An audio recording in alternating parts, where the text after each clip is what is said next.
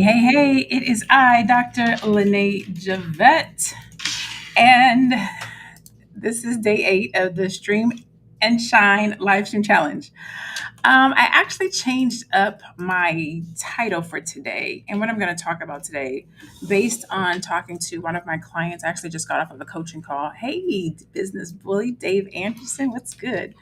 I just got off of a coaching call with one of my clients, and I want to make sure I don't tell too many details, but she is, let's say she's transitioning out of a corporate position, out of a corporate role into entrepreneurship. Perfect. Into entrepreneurship. And actually, I have multiple clients that are doing that are transitioning out of high performing, high powered positions and roles into entrepreneurship. And they are struggling because it's very different. In corporate America, you have they tell you what to do, they tell you how to do it. You have directions, you have instructions, you know the path, it's clear. We've traveled this before, we know what to do, we're going to tell you what to do. And when you become an entrepreneur and business owner, that's not what happens. You can do something one way, have a great strategy, it works, it's successful, and then you can do it again and it doesn't work. I always say that entrepreneurship is the wild, wild west because you literally get out here and you are trying all the things. And it can be fearful if you are not used to this. And so the name of today's live stream is, I forgot what I named it, but it is called Is Your Purpose Bigger Than Your Power? That's what it is. When I was talking to her and I'm not, I don't want to say consoling her. Let's say I was consulting her, right? I'm coaching her around her fear and her anxieties. Again, a couple of different people are going through this. When you become an entrepreneur, there's a lot of anxiety. Let me say it a different way because it's not even when you become an entrepreneur. When you have to step out on faith, let me say it like that. When you have to step out on faith, it doesn't matter if you're an entrepreneur or if it's relationship. When you have to step out on faith, okay, it can be difficult because you don't know what the end is going to be. But it's even more difficult when you have to step out on faith in order to feed yourself. It's even more difficult when you already have a business and you're trying to put out a new product or a different service and you don't know if people are going to like it. It's even harder to step away from your job and launch your business or write your book or create a new program because you don't know if people are going to like it or accept it. Especially if you've had some level of success, right? If you know what I'm talking about in the chat, let me know. Say, yes, I get it. I understand. Let me know if there's something that you want to do that you're afraid of, if fear is holding you back. And so as I'm talking to her, I say to her, you have to make your purpose more important and bigger than your fear. And for her, it was like an aha moment. She was like, oh, that's deep. Because oftentimes we make our fear, whether it's a fear of success, a fear of failure, a fear of rejection, a fear of being embarrassed, a fear of not making the money, a fear of having to leave your job and then go back and get a job, whatever the fear is, we all innately have these fears that keep us from taking the next step, from scaling our business, from growing our business, from moving to another state, from making an investment, for putting money into marketing. There are these fears that hold us back. And so, what I wanted to talk about today, I want to talk about two things. One, I was at a retreat in October in Mexico, and Lamar Tyler. I was at a TSP event, and this is what he said. And I want to share this. I'm going to share two or three things with you guys that may be holding yourself back because of fear. Right? You know you're talented. You know you were called to do something great. You have something, a desire in your heart, or something that you want to accomplish or you want to achieve. You know that you're smart. You know that you're talented. You know that you've accomplished something that you can help someone else to do better and to have better in life. You know that you have something to give. But as soon as you go to talk about it, speak about it, make a move towards it, fear cripples you and you don't do it, right? You start telling yourself about what you used to do and who you used to be and how you didn't show up and how you failed the first time. And all of the things start coming into your mind. So what he had us do was he had us look at what we do, who we are at our businesses. Who do we serve or who do you serve? How do you serve them? Meaning, how can you help them? What are you going to get them through? What are you going to offer them? What pain are you going to resolve or what pleasure are you going to give them? And then What does that do for their life? Because that's the most important part. What is it that you offer, that you bring to the table, that you where you can help, and how does that impact someone's life and or legacy? Because when you look at it that way, the question he asked us was, what happens when you don't show up?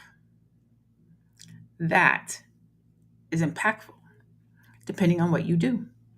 If you are a nurse and you want to go out and help other people to become nurses, but you're afraid to venture out and start your business, you are literally keeping somebody else from being able to save a life if you don't show up. If you are a philosopher, a thought leader, and you have the power of changing perspectives and ideas and thoughts and encouraging and empowering, and you don't show up, somebody doesn't get the knowledge and the information that you have. As a business coach, I help service based Black entrepreneurs to triple their revenue by branding their brilliance. So when I don't show up, stereotypes get to keep going on. Businesses don't make money. People don't hit their revenue goals. Families go hungry.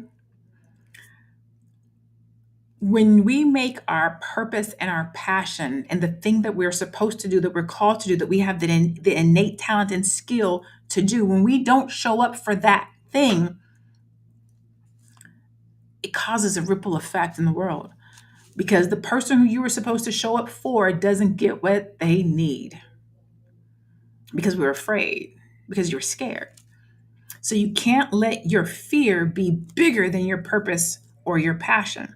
It can't be bigger than the book or the course or the job or the family or the relationship.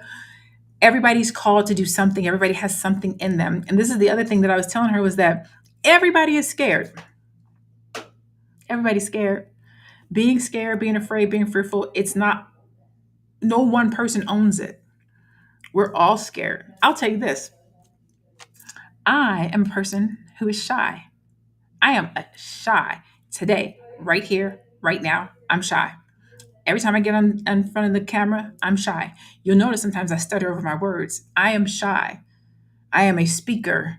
I do courses. I'm on the stage and I'm still shy. I do it in spite of. I talked about this the other day when I talked about my best strategy advice I ever received. And I said that it was from Dr. Will Moreland, and all he told me was all you have to do is be two steps ahead to help someone. I talked to her about that too today because we always think we have to be super accomplished, super successful. We have to have it all figured out. We have to have arrived before we can help somebody because if we haven't, how dare we? She said, who am I to help somebody do X, Y, and Z? And I'm like, have you accomplished those things? She was like, yeah, but I haven't done these things, but you've done this, this, and this. Yeah. All you have to do is be two steps ahead of somebody else in order to help them. If you're two steps ahead of this person and they're trying to get to where you are, then you can help. You don't have to be afraid to help someone. Not only that, they get to go with you on the journey. So you don't have to feel like you have to have it all together. You don't have to have it all figured out. You just have to be two steps ahead. And if you can do that, there's nothing to be afraid of. You don't have to be fearful. You don't even have to be afraid of failing because if you're being authentic and you're being truthful, you can speak your truth. You can speak your failures. Fail is simply your first attempt in learning. In order to learn, in order to be successful, in order to have some measure of accomplishment, you have to fail. So you can't be afraid of it because it has to happen. Every launch you do is not going to be successful. Every book you write is not going to be successful. Every job you try to go after, you're not going to get. Every time you start a weight loss program, you might not succeed. Like failure is a part of life. So you should get comfortable in that. And so is fear. Fear has killed more dreams than anything else. Figure out what it is that you want to do, what your purpose is, what your passion is, what you have an innate skill and talent to do, and or how you can serve, and or how you can make a difference, and or how you can uh, change the community or somebody's life or somebody's experience. And let that be so big that it overshadows your fear,